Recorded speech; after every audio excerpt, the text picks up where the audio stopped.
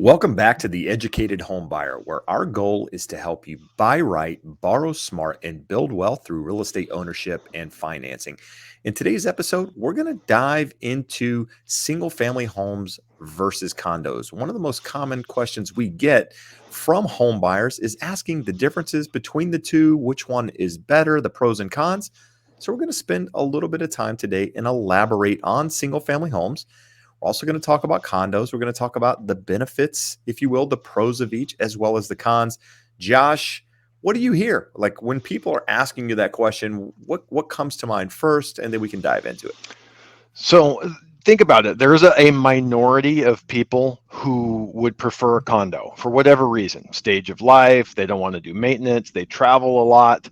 And then there is a majority of people who are adamant that I want a house. I've lived in an apartment, whatever. They say, I want a yard. I want to have my dog run free. I want to put in a pool. I want to paint it canary yellow. So Ooh, it's sounds nice. funny. People come into one of two camps, right? There's not a whole lot of people in the middle. But the reason why you and I are getting this question so much right now is with prices high, condos definitely sell at a discount relative to single family residences. So people always want to ask the question, would you do it? Would you buy a condo? Is it worth it to buy a condo? Am I better off just to continue renting? So again, there are people that are adamant condo owners, and there's people that are like never condo. They're never Trumpers. They're never condo owners. Well, So well, so well, one thing you mentioned there that I want to be clear on, because we might have some friends watching from places like Toronto or some of these other markets. In some markets, condos are the bread and butter in those areas, and they, you made a mention a moment ago how sometimes condos are more affordable than single family homes. There are areas where condos are actually more expensive than maybe single family homes just because of the location being downtown, like say New York. If you're in the city, what we would think of as is more of a condo. I mean, hell, some of these things are 40-50 million dollars. So obviously local, but what we're primarily talking about here is your first time home buyer going in to buy these things. yeah, really, because in general, when we're having this conversation, it's an affordability issue. So Hold on, you're prices not are talking to New Yorkers looking to buy $50 million no, no, condos. no. We don't talk to a lot of those folks because that's a whole different world. They're wanting a lifestyle of their high-rise penthouse condo, which is way different from this. So when we're talking about affordability, it becomes what do you give up going into a common interest development like a condominium, and what do you get? Because it's not all a loss. There's things that you get that you don't receive in a single family. A single family, you're a lone wolf. You're on your own. No one's going to come over and mow your yard for you. No one's going to paint the house. No one's going to fix the roof when it leaks. So, with that sort of as a background, where do you want to go from there, Jeb? Well, Josh, I think you made mention there that, it's, people have a misconception, if you will, is like, a single family home. I'm a single family homeowner. I never want to consider a condo because of these things, or, or vice versa. There is a middle ground in thinking about these things. There are definitely pros of having a condo. I mean, in fact, I have some clients that are looking to buy right now. They live in Canada. They're looking to buy a condo here in Huntington Beach. They don't want a single family home. Why? Well, because they want to just be able to lock the door, shut, the gate. The community itself is gated, and they want to be able to leave and go to Canada and not have to worry about the security of somebody breaking and entering and the maintenance of the home while they're gone. So to each his own, right? And really more so now than any other time. I think condos are becoming more and more popular because of affordability, because so many people have been stretched with regards to their budgets. Affordability has come into play. And so now the condo might be the only thing that you might be able to afford or even consider. And now when we talk about condos, there's a couple of different types of properties we can be referring to. Townhomes, we're kind of lumping these all together to some extent. And we'll kind of talk about a little bit of the differences here, but we're talking primarily attached properties versus freestanding single family homes. So Josh, let's start by talking about single family homes, because that's what most people are probably familiar with more so than anything else. Also, the acronym SFR is commonly used, which is single family home. So let's talk about the pros first off. Like, what do you get when buying a single family home? What's the advantage of owning a single family home versus, say, an attached property like a condo? Most single family residences don't have a homeowners association. Some do. So there's definitely planned communities where you have gates and you have common interests and you have the pool and those amenities. But for the most part, what would you say? 70, 80, 85% of homes, you own the home and you are the decision maker. So although every one of your neighbors may have a home in a different shade of beige, if you want yours purple with candy cane stripes on it, you Ooh, can we're do that. really getting good here. Yeah. That and that may be a pro to you. It Right. can also be a con if you're one of the neighbors, that someone can move in and paint their house purple with candy cane stripes on it. And I joke, but I don't know if you remember, about 15 years ago, Madonna had a rad house up in Beverly Hills and she painted it yellow with candy cane stripes on it. Her neighbors were losing their minds, but there was nothing that they could do about it. So the pro is, it's yours. You can do what you want. It goes and is built to your taste. I mean, obviously you have codes. The city and county government can say, no, you can't put a fourth story on your single family residence here. But for the most part, you have autonomy to do what you want with that house. And to a lot of people, that is a huge benefit. So an example, last year, those of you that watch the live know I put a pool in my backyard. So we had a backyard, we preferred a pool, and so we did that. We didn't have to ask anyone. We didn't have to see if it was okay, if the HOA was okay with it. We called some contractors, we got some permits with the city, and we got that done. So from mild to wild, anything you want to do with your house, you have the ability to do that. That would be probably the number one benefit. The second one, would you say, Jeb, or would you agree that most people, it's a little bit of space? You have a Right. yard, front yard, Well, backyard, offsets from your neighbors. no, yeah, that is definitely number two. But before we get into that, I want to go back. You just used the reference or the statement from mild to wild. Wow. Yeah, yeah. Where that should be coined. There should be some sort of trademark on this thing. We're gonna get more educated homebuyer T-shirts done, and we'll have more of the taglines on the These are back. good. Yeah, But no, the second one, definitely space. I mean, that is, I'm from North Carolina. Being from rural Eastern North Carolina, you have land. I never even knew what a condo was growing up.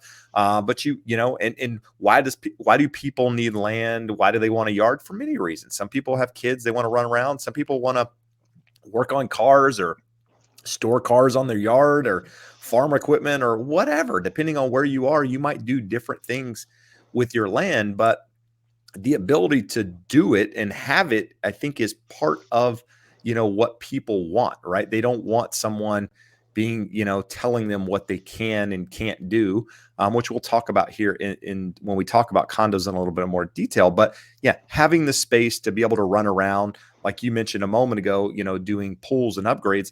Well, if you have the smaller lot, you can't do these additions. You can't do these additional things to your home that you might want to do, that at the end of the day sometimes also adds value to your property. So having the ability to not only paint your house or add additions to it or pools or what have you, having space is probably one, I would say probably the most important thing when I talk to clients that are looking for single family homes. That's first and foremost for them is having the space, because I think it gives them more of a freedom, space from their neighbors, not feeling like somebody is watching them or up on top of them. And what else, what do you think of with space? Because I'm thinking North here's Carolina in my head, right? I'm thinking farmland. I'm no thinking all different types of things. But I mean, all of those here in things. Well, California, it's different. think about something kind of similar to us here in Southern California. My in-laws live in Western Washington, in Olympia, just south of Seattle. They have a half-acre lot. I mean, it would be their the funny thing is their house is worth about 50% of ours, and if it were here, it would be worth probably 5 times what ours is, because of the size of that lot. It's a newer home built 20 Yeah. years ago, bigger. It's a bitchin' house, but that land is of value, and sometimes you have to move to different areas to be able to get that. If I decide I want a half acre, I'm not getting it in Orange County because I don't have millions of dollars to buy a home with a half acre lot. One of the things though, Jeb, when you were talking about space and saying, hey, you want to work on cars, what I'm picking up from what I said and also what you said, all of the pros here of a single family residence can also be a con. I may or may not be talking about one of my neighbors, but I know for a fact why they bought their house is it has a 3-car garage with a 3-car driveway. And then across the street from us, there's the side of a cul-de-sac. So it just so happens that this person, who may or may not be my neighbor, has 3 cars in his garage, 3 cars in his driveway, and 5 more cars parked down the street at all times, because he bought that house so that he could have a menagerie of cars. So you may say, hey, Josh, that's awesome. Your neighborhood has no HOA and you can paint your house purple if you want. But I also can't tell this guy, hey, the HOA says you can't have 11 cars at your house. So every positive of a single family and not dealing with an HOA also can have a negative to it, whether it's your neighbor doing something ugly to their house, storing stuff, noises at different hours of the night that an HOA would never tolerate, but that don't necessarily violate city codes, things of that sort. So there's pros and cons of each. And Jeb, the funny part, we'll get to it a little bit later. I happen to have a vacation home that's a condo that is very, very similar to my house, but it's a condo. And when we get to the end of it, I kind of want to give you my take on both of them, of what I love about each and what I hate about each. No, and you made a reference there to something too, that a pro on the single family side is that parking is typically not an issue with single family homes. Now, in some neighborhoods, it can be. If everybody parks on the street, it's more of a problem. But I can think of several communities here locally in Huntington Beach, even the community where your father's place was, that you have now as a rental. Parking is a nightmare. And Yep. so if you have multiple cars, if you have kids and your kids are going to turn 16 or whatever age, and they're going to have a car, the single family home, not all condo associations are like this. Many are not, but just as many probably are, where parking is an issue. So single family home, definitely pro side is the ability to have probably additional parking without, having to worry about fighting for it or what have you. But I think the most important thing for a lot of people, in addition to the things we've mentioned, is appreciation over time. Josh, having a single family home, typically that home is going to gain more equity in the long term than those of a condo. Wouldn't you say that's true? I don't know that I necessarily agree with that. They don't go up at a similar rate. We've talked about here for us in Southern California, homes along the coast, when the market goes up, they'll go up first and fastest. And when they come down, they'll come down last and least. So they're the most stable. And we talk about homes inland, like way inland, like Victorville, that type of area. Out in Riverside, San Bernardino, they go up last and they fall first in prices. Well, condos are somewhat similar because they're a similar play. Why does someone move out to the high desert in Southern California versus living at the ocean? They do it for affordability. So as a market drops, they'll come back in sooner, and those prices will drop more as things get more affordable. So condos are very similar in that way. I would absolutely say they're going to go up in value later than single families, but at the tail end of a boom, they can be appreciating at a slightly higher rate as they're more affordable and there's more potential buyers for it. It's just more like the example we used to use, but no one really thinks of it this way anymore. But around 2000, the NASDAQ stocks, they could go to the moon, but they were super volatile and they could drop fast. Condos were kind of like the NASDAQ stock, that over time they were going to go up almost as much or as much as a single family home. They're just more volatile. So it's something to be aware of, because again, we started off the show by saying the majority of people, whether it's 60% or 80%, that are going to buy a home would rather buy a single family than a condo. So condo, for a lot of people, especially at this point in the market cycle, is an affordability issue versus a desirability issue. So they're looking to move to a condo, from a condo to a single family when possible. No, you said something important there. I mean, and it's stability, right? They hold their value probably better than those of a condo, which is probably the right words to say, versus appreciation. But what I will say is that single family homes are always going to be, in most areas, are always going to be more expensive. And so if you own your property outright, your single family home is typically going to be worth more than the condo in most markets. But enough about that. Let's talk about the downsides. What are the downsides of owning a single family home? Josh, we talked about, the ability to be able to paint it and make it your own, but that kind of falls into one of the categories where it's a con as well, talking about the maintenance of a property. So yeah, it's all of that exterior maintenance. So with the condo, if your garbage disposal breaks, you're still going to replace it. If the toilet's running, you're going to call the plumber. If it's 50 years old and out of style and you want to update it, that's all still going to fall on you. No different than a single family. But the roof leaks, that falls under the association.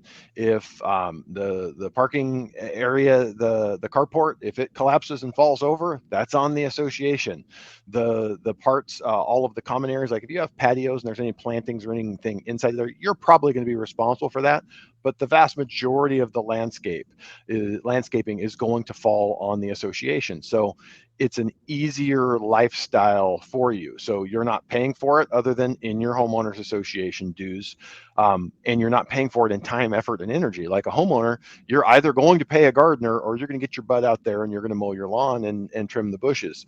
So for a lot of people, that's desirable. A lot of people in this day and age travel a lot, whether it's for business, whether it's personal, and they don't want to be tied to the home maintenance of the ongoing stuff or the big one-time expenses to the exterior of your home as they wear out over time. Yeah, no, I would say those are I mean, the biggest con is obviously the expense of owning a single family home versus, an attached property like a condo. Secondly, usually more expensive, like we talked about a minute ago, which is going to be a larger down payment in many cases. It's going to mean a bigger monthly payment in most cases.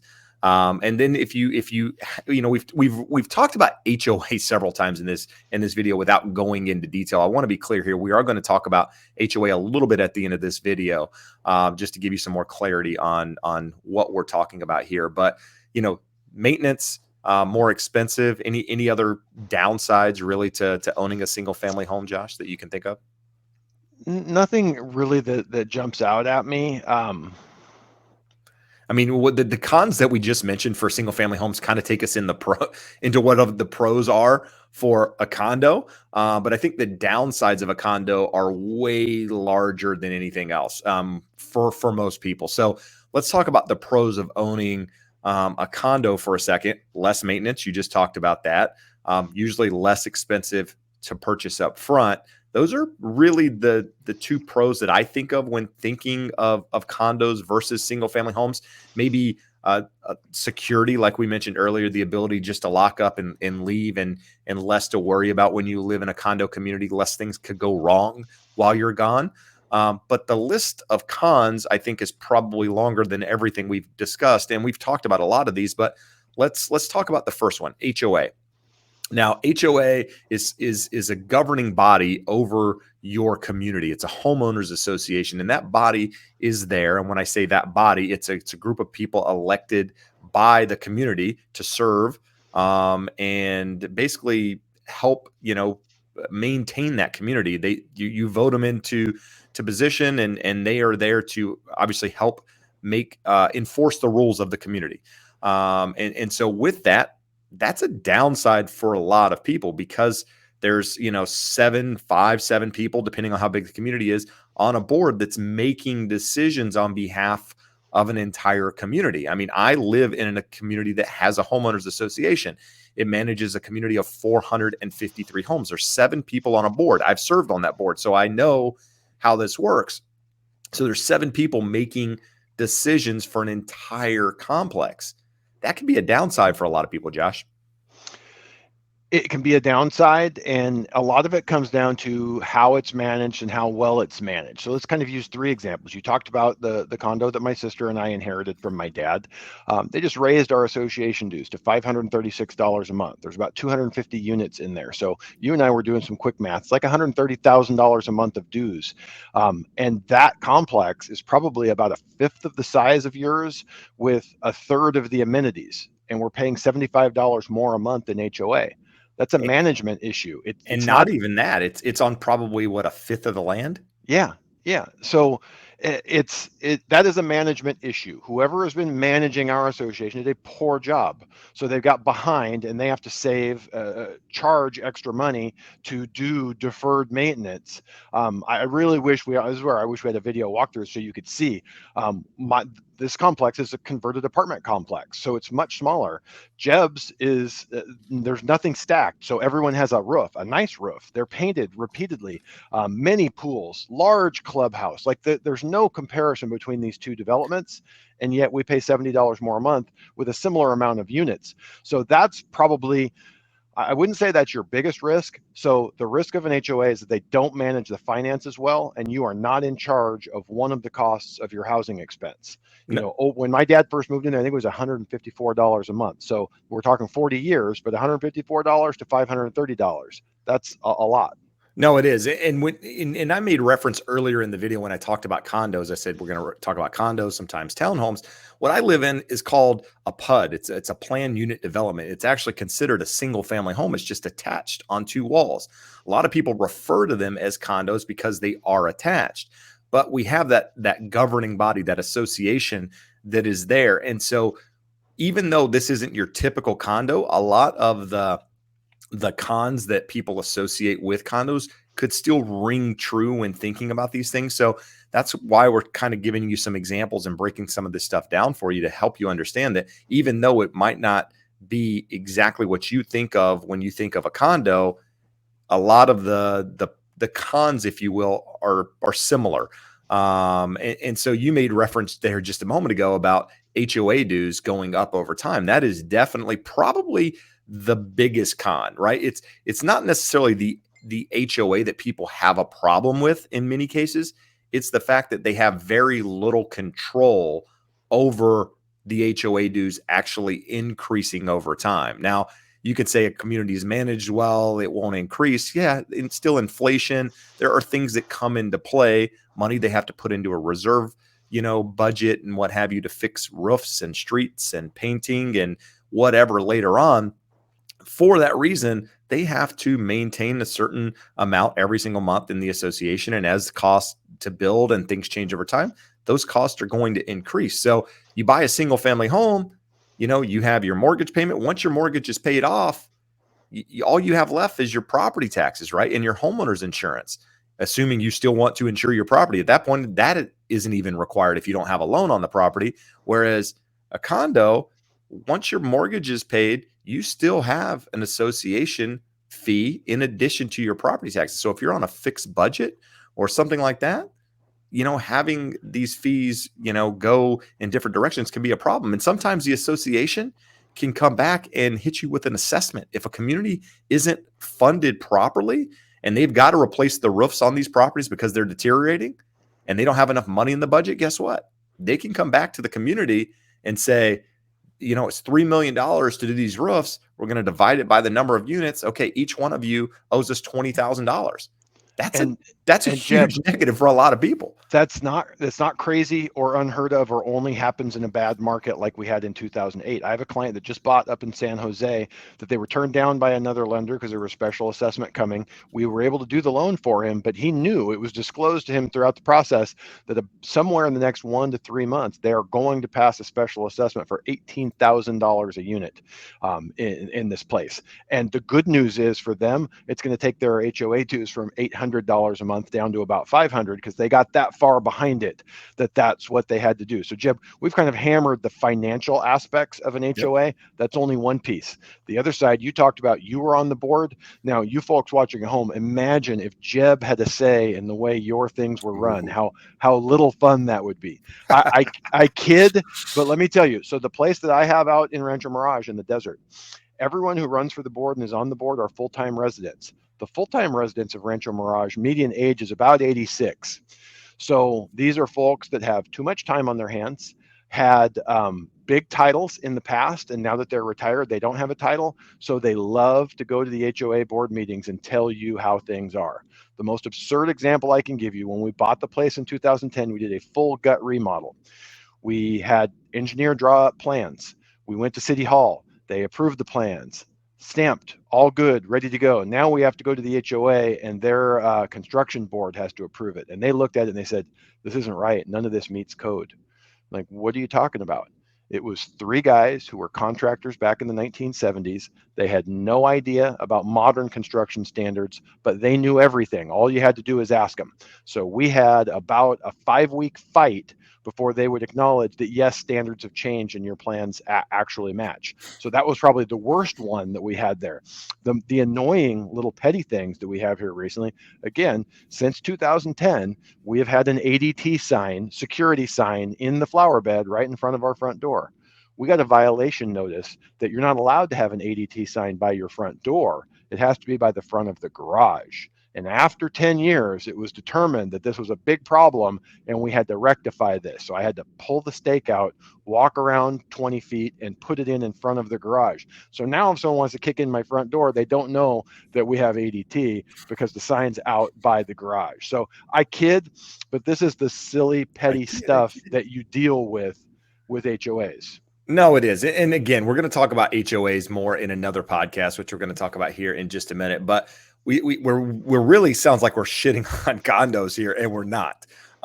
So we're gonna talk. Again, because condos aren't Jeb, a bad with all that said, I love my place out in the desert, and like if we were to sit here, I could tell you pro or con. Like all as I'm reading these, I'm like, I don't know. I might lean towards living full time in the place in the desert that's a condo. I live in an association that has I live in a property that has an association, so I can, but I don't have some of these other things that we're going to mention right now. So you can't, condos, you don't have control of the exterior, right? The association controls that exterior. So that's a con for a lot of people. Typically you have smaller patios on condos, so you don't have the yard. If you have kids and you want to put a playground or something or a tree house or whatever, you don't have the ability to do that when you live in an association. Pets, if you have a big dog, and I often have people reaching out to me saying, hey, listen, I want to buy a property.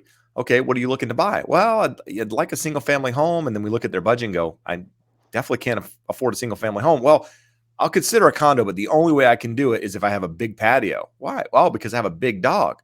Well, a lot of times that's a negative in condos. You don't have the space in many cases to have that big dog. Some associations have restrictions on the types of dogs you can have, or maybe even the number of dogs you can have. The size of the dog. The size of the dog. So there's just restrictions in there that are a problem for a lot of people. And I think one of the most common things I hear, in addition to all of the things that we've mentioned, is I don't want to have attached walls with my neighbor. I don't want to hear what my neighbor's doing next door. I don't want to hear him yelling. Don't want to hear people walking above me or me not being able to wear my high heels on the wood floor because somebody downstairs is going to complain. That's a real thing. In condos, more so than anything else, walls were thin, especially when they were built in the 60s and 70s. You get a little bit more noise. You get to know what's going on in your neighbor's house, whether or not you want to. So that can be a downside for some people. Like I said, I live in a property that has attached walls, or it's a single family attached, like I mentioned. So I don't have any idea what's going on in the neighbors next door, but we do share common walls, which can be a problem for a lot of people out there, Josh.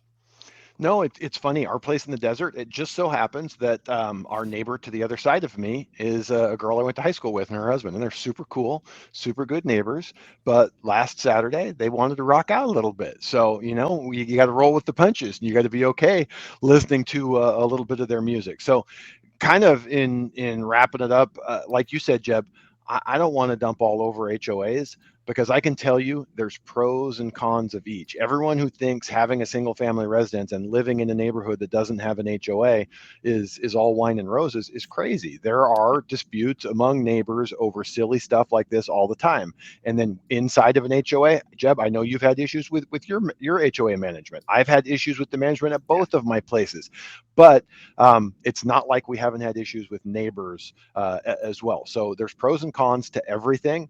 Be aware of them. Go in with your eyes wide open. I would say, Jeb, the biggest piece of advice I have for someone considering a condo is pay close attention to the financials. Yes. When you're buying, cool. I like that. It looks beautiful. I could see my family living there. It's where I want to be. Now you're in contract. They have to disclose to you the financials and the budget, and you need to go through it with your realtor, who's probably seen more of them than you have, and make sure that everything looks good, because that That's more likely to be a problem than having an over-aggressive board that's difficult towards you. And with that, you can knock on a couple doors of neighbors and ask them what they think. No, that's great advice. I mean, the last thing is too, in addition to that, look at the minutes. The minutes are what the board meets about in most recent meetings that maybe these things haven't been enforced yet. So maybe the dues are going up, but they just talked about it or they've talked about assessments, but nothing's in writing yet with regards to the assessment taking place. The minutes discloses this sort of thing. So not only looking at the financials, like Josh said, you want to have a budget, you want to have reserves, you want to be able to, and maybe you're not the math guru or the person that's really good with numbers, but what you definitely don't want to see negatives on these, on the reserve studies and what have you. But read the minutes, see what the community is talking about, see what projects, improvements they're talking about. Where's that money going to come from? These are really, really important things. You don't want to get into a property, buy it, and find out immediately HOA dues are going up and assessments are happening. And also another thing you can do, have your agent, if you're considering a condo, go back and pull you like a 5-10 year history of HOA dues in that community. Because we have access to the MLS. We can go see when property sold. Go look to see what the association dues were 10 years ago. See what they were every year since then. Because if you're in a community where repeatedly every year it goes up 30, $50, probably look somewhere else. I can name a community right off the top of my head here in Huntington Beach that has a problem.